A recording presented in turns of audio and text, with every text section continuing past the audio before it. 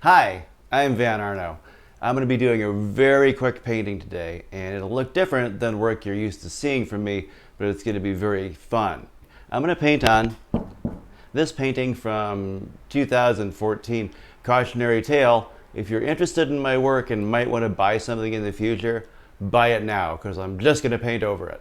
I'm going to put a ground on here, which means I'm going to put a solid color that'll kind of block out this image, but not totally. Maybe I want to have a little bit of it there. So I'm going to do that in acrylic. So I was able to cover this canvas pretty effectively. It's actually a wood panel, and that painting's gone forever. But I'm about to do something else. So I put a border down here. I put like a background down here. And so now I'm going to start to do a painting. So here's what happened. Some time went by. I got a haircut, and among other things, I had a good friend. I have a good friend named Sun, and Sun acquired this amazing dress. And I said, I'm going to take your picture in that dress, and I'm going to take more pictures and more pictures. And eventually I decided that's what I'm going to paint. I'm going to paint her in this dress. But not only am I going to paint one, because I had two good pictures. So I'm not only going to do one painting, I did a duplicate replicated background. So I'm going to do two paintings.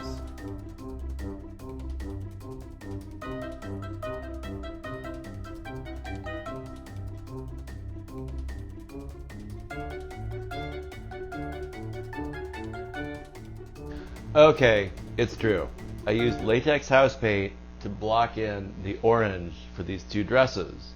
And the reason is it's very, very hard to go over. This is going to be an oil painting. It's going to be very hard to go over a dark background like this with orange oil paint. For one thing, yellow is very, very transparent. So it'll take me 9 coats of orange to get it to be this orange if I'm using oil paint. And it will take 9 days for each coat to dry. So I'm jump starting this process by using latex interior house paint. And it's sort of a gray. It's kind of an umber gray. I'm using a real big brush, and that's always a good idea. When in doubt, use a bigger brush. Now our fabric is filled in, and our background is filled in, and these paintings are looking pretty good. I like them. Well, thanks for watching my video. No, I'm kidding. Yeah, we're going to do some oil painting now, and I'm going to start with doing a glaze sort of thing. I'm going to use a lot of liquid, so it's going to be a little bit transparent, but I'm going to do the core shadow, like the shadow that comes through here and defines like the darkest part of the shadow I'm seeing on my photo. So I'm going to start with these colors. I have umber, and I have some alizarin crimson, and I have a little bit of white, and I have a little bit of liquid, which is going to make it all kind of smoother and a little bit transparent. I don't want this to be super opaque.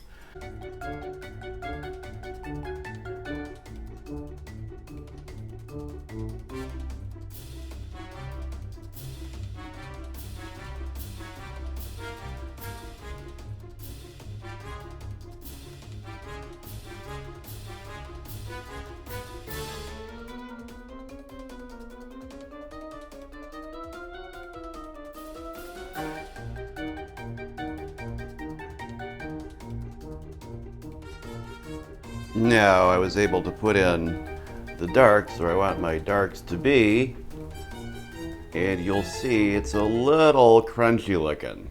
So I'm going to make some interim fill-in colors for darks and fill-in colors for lights, and I'm going to do that with some of these colors.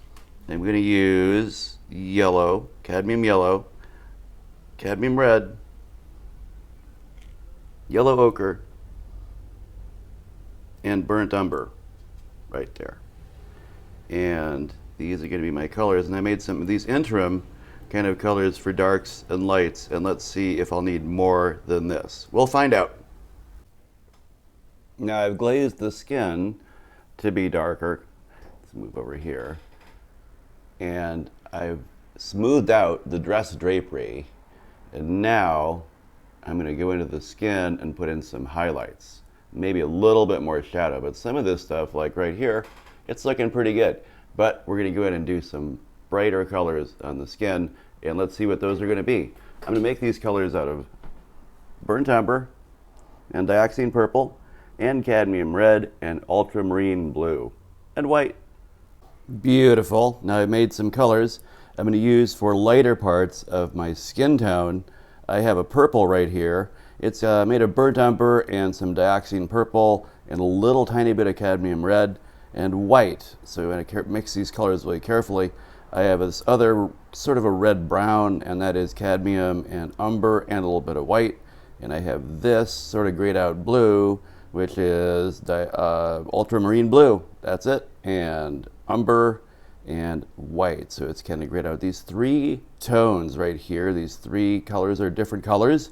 They're different hues, but they're the same level of tone. They're about the same level of brightness and darkness, but they're different colors. And we have a lighter blue up here, and that's going to be for some really hot highlights possibly. And we have a far darker red-brown. So let's see what we can do with them.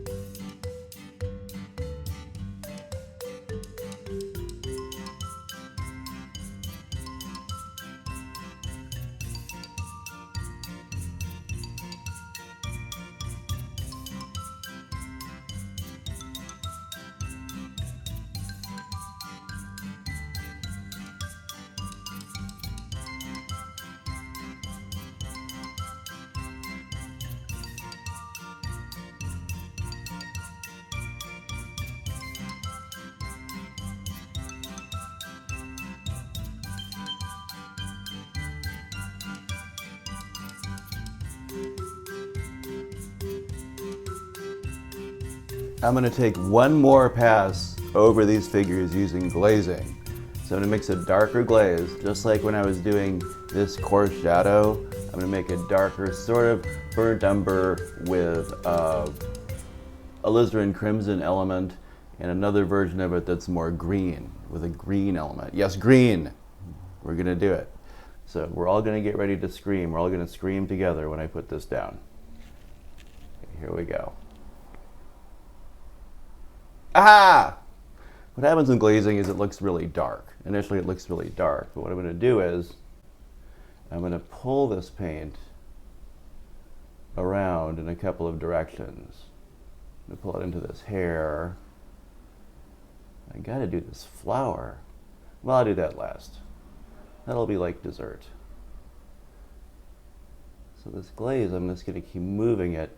It's really warm today, so this glaze is going to dry quickly, so I have to work kind of quickly.